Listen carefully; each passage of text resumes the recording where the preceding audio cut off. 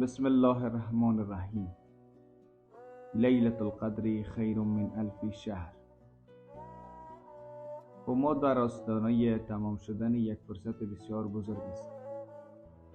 وقتی که ما فرصت میگیم، فرصت به چیز موقتی و گذرا گفته میشه.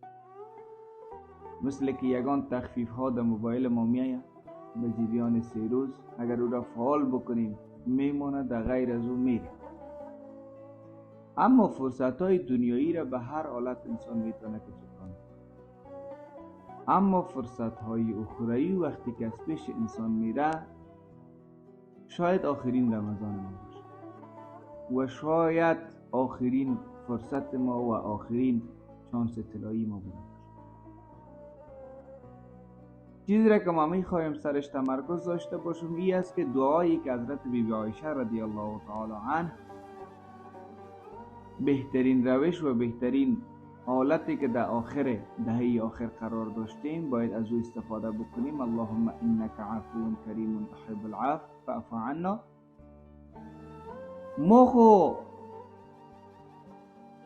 از الله خود درباره گناههای خود مغفرت عفو میخوایم از الله. یعنی چیزی را که ما فراموش میکنیم که درست است که ما درباره خود زیاد تلاش میکنیم. آیا ما توانایی از این را داریم که ما دیگران را ببخشیم؟ آیا ما توانایی از این را داریم که ما از دیگران مغفرت بخواهیم؟ وقتی که از الله مغفرت میخواهی بدون شک انسان است.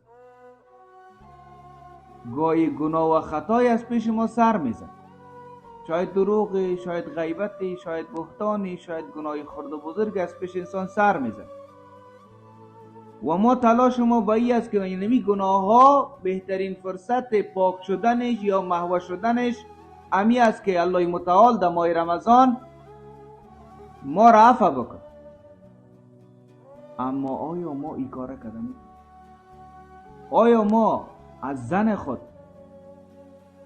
که واقعا بسیار حقدار است، کسی که شریک زندگی ماست و الله جل جلاله بسیار حقوق از را بالای ما گذاشته، آیا ما توانایی زیر داریم که از زن خود مغفرت بخواهیم، توبه بخواهیم، معذرت خواهی بکنیم، یعنی بخشش بخواهیم؟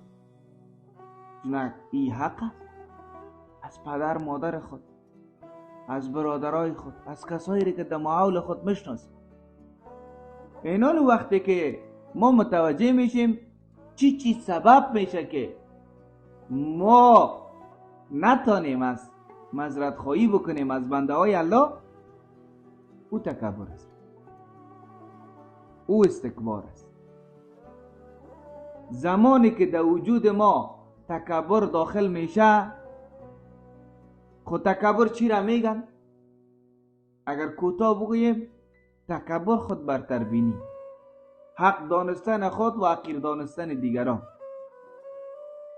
اینال اینمی عادت چیزی بود که شیطان تباه ساخت، شیطان ملعون ساخت. هر کسی که تکبر در وجودش داخل شده او رفته به طرف هلاکت.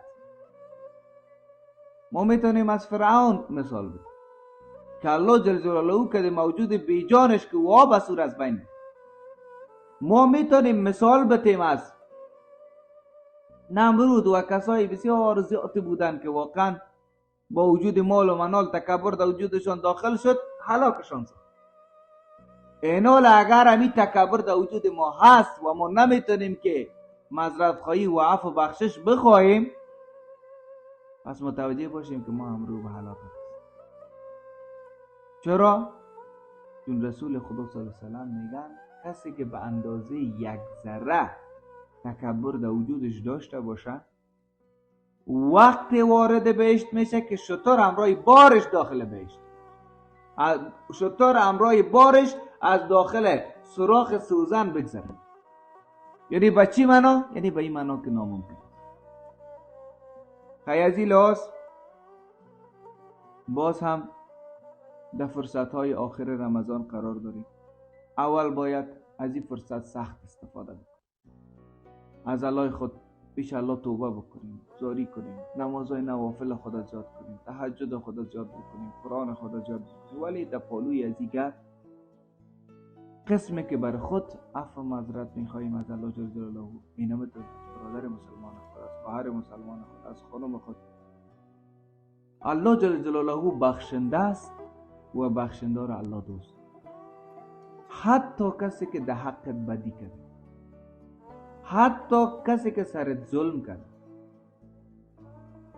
اگر تو بخوایی که الله تو را ببخشه، تو باید او را ببخشی و انشاءالله تعالی که طاعات و عبادات همه ما شما را بدل بخشد.